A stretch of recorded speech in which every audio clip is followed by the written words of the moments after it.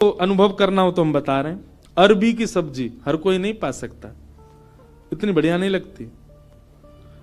हमारी श्री जी को बहुत प्रिय है, किशोरी जी को बहुत प्रिय है, लाडली जी को अरबी का भोग लगता है। कभी जाइए राधाष्टमी के समय पर, या वैसे भी हमारे तटीय स्थान वृंदावन में अरबी की सब्जी बनती है। आप पे कृपा हो जाए, नहीं हो तो वहां किसी महात्मा से कह देना हमको थोड़ा प्रसाद दे दो, वो मधुकरी रूप में आपको अरबी देंगे, आप पाके देखना। सारे विश्व के जितने भी रस होंगे ना, वो सब रस फीके लगेंगे उसके आगे। क्यों? क्योंकि प्रेम स्थान पर वो निर्मित है, इसलिए उसका स्वाद अद्भुत हो जाता है। मैं कथा करता हूं, हमको राग रागनी आती नहीं, हम बस ऐसे गा लेते हैं। ये सब गुरुजन बैठे हैं, ये लोग जैसो बजाते हैं वैसो हम गाते हैं। कई राग ऐसे हैं, उनको पहले मैं जब सुनता था ना तो मेरा मन बड़ा उच्चाटित सा हो जाता था कि ये कैसे गाएंगे, ये तो बड़ा विचित्र सा राग है। आज वही राग में हम कथा भी कर देते हैं। क्यों? क्योंकि जब प्रेम मिल जाता है, प्रेम एक ऐसा सब्सटेंस है, प्रेम एक ऐसा क्या बोले वो, केमिकल बोले, सब्सटेंस बोले, क्या बोले, वो एक ऐसी वस्तु है, वो जहां मिल जाएगी वो सब प्रिय लगने लग जाएगा। वो प्रेम कहलाता है। प्रेम का मतलब केवल स्त्री पुरुष का प्रेम मत समझा कीजिए आप, कोई प्रिय लगने लग जाए वो नहीं, सब कुछ प्रिय लगने लग जाए, वो प्रेम है। वास्तविक प्रेमी आप अपने आप को ऐसे नहीं मान सकते, उसके लिए नस काट रहे घूम रहे हैं, हॉस्पिटल में भर्ती है गए, वो क्या बता रहे हैं, बोले भाई टैग लग गया इसके ऊपर, काहे का, बोले प्रेमी है। आप इस प्रकार प्रेम की अवहेलना मत करो, प्रेम की निंदा मत करो।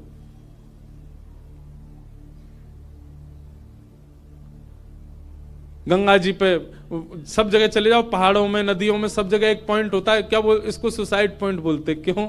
यहां से व्यक्ति अपने प्रेमी के लिए त्याग कर देता है, आत्महत्या कर लेता है। ये प्रेम है।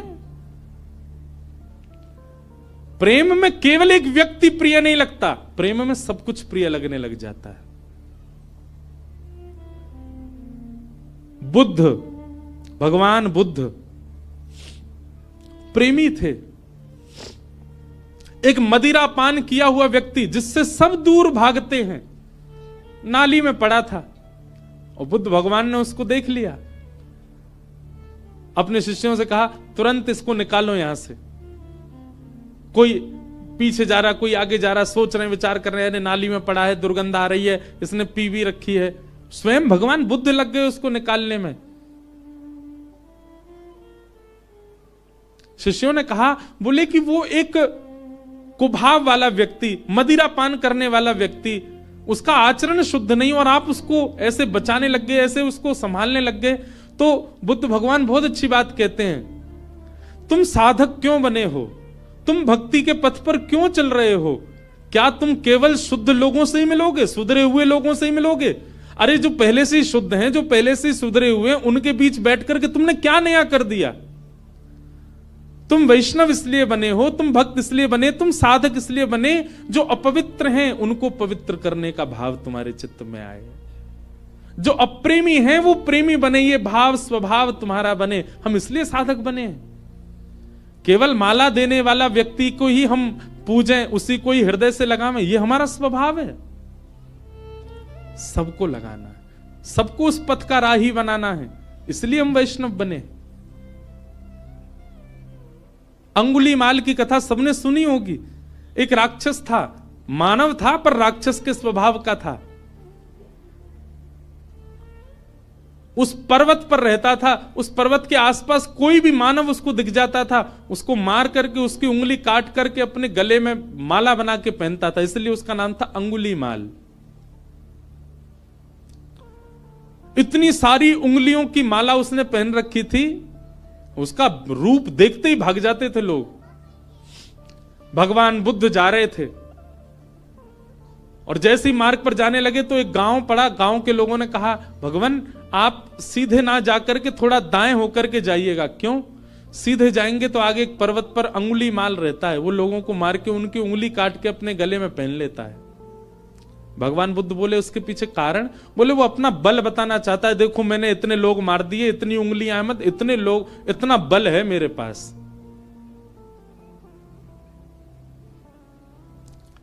भगवान बुद्ध कहते हैं भय का बल नहीं होता, प्रेम का बल होता है।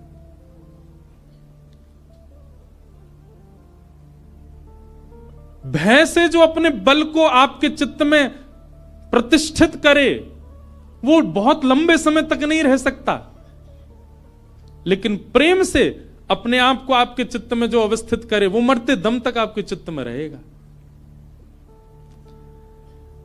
मानस जी में एक बहुत अच्छी लीला आती है कि राम जी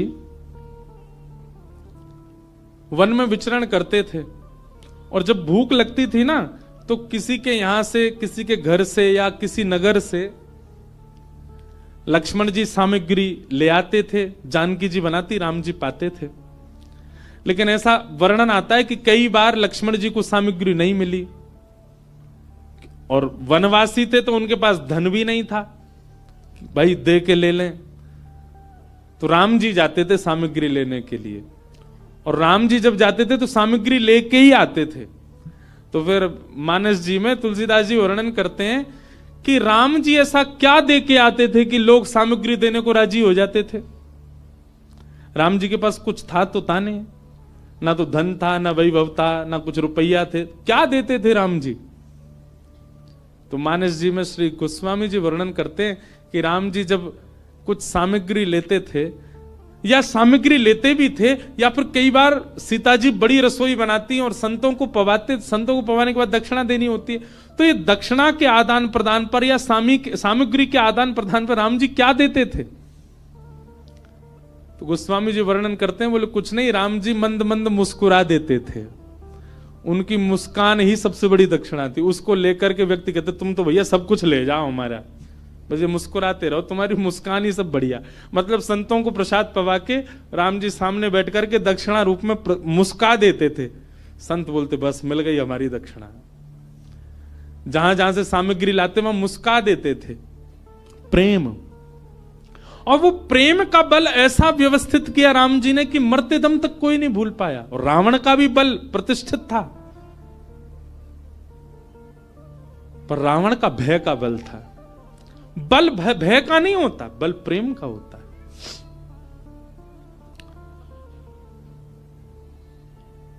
बुद्ध भगवान चले गए उसी मार्ग पर जहां अंगुलीमाल था। जैसे पहुंचे पर्वत के ऊपर, अंगुलीमाल ने दूर से ही कहा मैं साधु सन्यासियों का बहुत सम्मान करता हूं, पहले तुमको सचेत कर रहा हूं, मार्ग बदल दो अपना, मेरे पास आ गए तो तुम्हारा सर धड़ से अलग कर दूंगा, मैं चेतावनी दे रहा हूं, मेरे पास मत आना। पर बुद्ध रुके नहीं, सीधे चले गए। तुम जानते नहीं हो मुझे, क्यों चले आए हो मेरे पास। और क्रोध में भर के थोड़ा और चेतावनी देने के लिए अंगुलीमाल एक वृक्ष के नीचे खड़ा था, उस वृक्ष की डाल पकड़ करके जोर से खींच ली, डाल टूट गई। बुद्ध भगवान मंद मुस्काते सामने खड़े हो गए। अंगुलीमाल तुम देख नहीं रहे हो? अंगुलीमाल बोला तुम देख नहीं रहे हो मैं कितना बलवान हूं, और तुम चले आ रहे हो, मैं तुमको मना कर रहा हूं फिर भी रुक नहीं रहे हो। डाल हाथ में पकड़ करके खड़ा था। बुद्ध भगवान बिल्कुल सौम्य भाव से उसके समीप गए और कहा ये डाल तुमने तोड़ी? बोले हां। अब इसको जोड़ दो, जहां से तोड़ी है इसको वहां लगा दो पुनः। अंगुलीमाल बोला कैसी बात कर रहे हो, ये तो संभव ही नहीं है, मैं इसको नहीं लगा सकता दोबारा। बोले क्यों? जब तोड़ने की सामर्थ्य है तो जोड़ने की भी होगी, इसको जोड़ दो, यथावत जैसी थी वैसी जोड़ के दिखा दो। अंगुलीमाल बोला यह संभव नहीं है। बुद्ध भगवान कहते हैं जिसको तुम जोड़ नहीं सकते उसको तोड़ने का अधिकार तुमको किसने दिया? इतनी उंगलियां गले में पहन करके घूमते हो, तुमने इतने लोगों को मार दिया, अकेले इस पर्वत पर रहते हो, पूरी दुनिया तुमसे भय खाती है।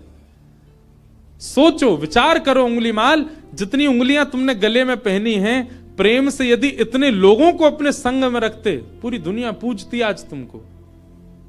अपने प्रेम स्वभाव से इतने लोगों का संग पाते तो तुम ज्यादा बलवान होते,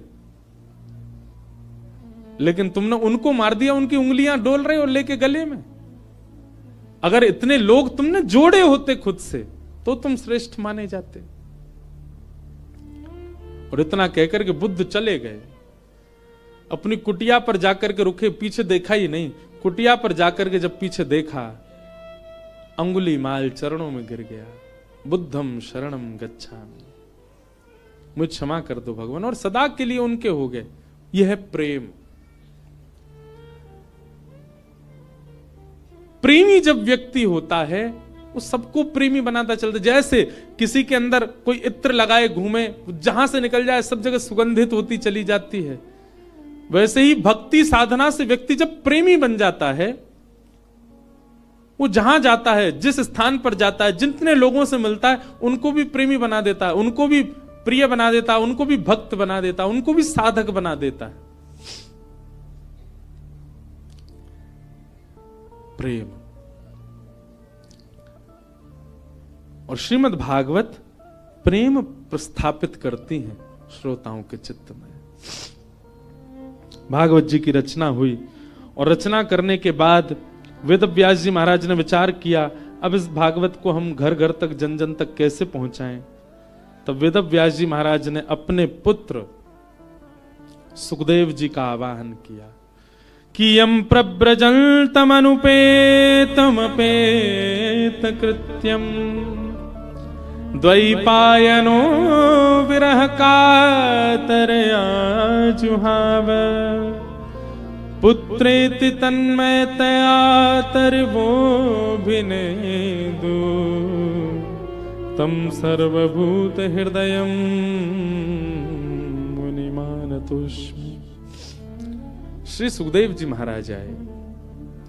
वेद व्यास जी के पुत्र हैं सुखदेव, लेकिन जन्म लेते ही आप ब्रह्म के ध्यान में चले गए थे। लेकिन श्री व्यास जी ने भागवत के श्लोक जब इनको सुनाए तो ब्रह्म ध्यान छोड़कर के भागवत जी की सन्निधि में आ गए और कहा, मैं तो निर्गुण निराकार ब्रह्म की उपासना कर रहा था, पर मुझे अब सगुण साकार में मन लग गया है, मुझे इन्हीं की आराधना करनी है।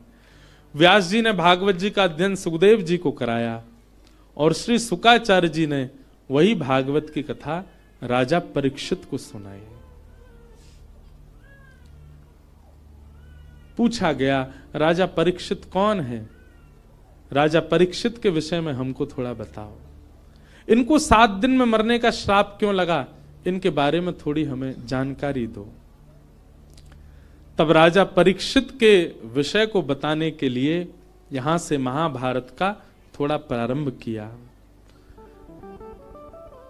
यदा मृधे कौरव संजयानाम वीरेस्वथो वीर गतिम गतेषु व्रकोदरा विग्ध गदा विमर्श भ्रगनोरुदंडे धृतराष्ट्र पुत्रे।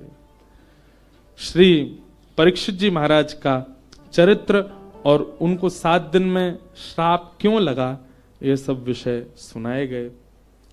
अब इस विषय में अगर प्रवेश करें तो पूरा महाभारत का प्रसंग कहना पड़े, इसलिए कल बंधुओं ठाकुर जी का जन्मोत्सव है कथा में, क्योंकि कल चतुर्थ दिवस है। कल गंगा के तट पे आनंद उत्सव होगा, खूब आनंद से हम लोग नाचेंगे गाएंगे, जन्मोत्सव मनाएंगे श्री ठाकुर जी का। यमुना तट पे तो मनते ही रहते हैं ठाकुर जी के उत्सव, कल गंगा के तट पे होगा। आप सब लोग समय से पधारिएगा। आज श्री गिरधर लाल जी के दर्शन का समय तो है, पर हम आप सबकी संख्या देख के डर रहे हैं, क्योंकि जहां हम रुके वो स्थान तो बहुत छोटा है। तो जो लोग यहां रुके ही रहे हैं अभी 6-7 दिन, वो लोग तो कल भी आ सकते हैं, परसों भी आ सकते हैं। रोज मिलेंगे ठाकुर जी 1:30 से 2:30 बजे तक गंगा दर्शन राम झूला के पास, इधर स्वर्ग आश्रम में। और जो लोग दूर दूर से आए बस वो ही आ जाना दर्शन करने। बाकी के जो लोग यहीं डटे हुए हैं उनके लिए तो लाल जी यहीं हैं। उनके लिए हम एक शाम का भी समय कल बता देंगे, वो लोग शाम को भी आ सकते हैं। इतनी संख्या में लोग आ जाएंगे तो फिर वो लाल जी हमारे डर नहीं जाए। गंगा जी में गिरगिरा जाओगे क्योंकि बगल में ही गंगा जी हैं। तो आप सब लोग बड़े भाव से पधारो। कल ठाकुर जी का जन्मोत्सव हम लोग कथा में मनाएंगे। पीले पीले वस्त्र पहन करके आना, आभूषण ज्यादा पहन के मत आना, अपना ध्यान रखना, क्योंकि चोराग्रगण्य श्री कृष्ण की कथा है तो निश्चित है उनके 2-4 दूत तो कथा में आते ही होंगे जो आपके आभूषण हरण ना कर ले जाएं, इसलिए बहुत ध्यान रखना। श्याम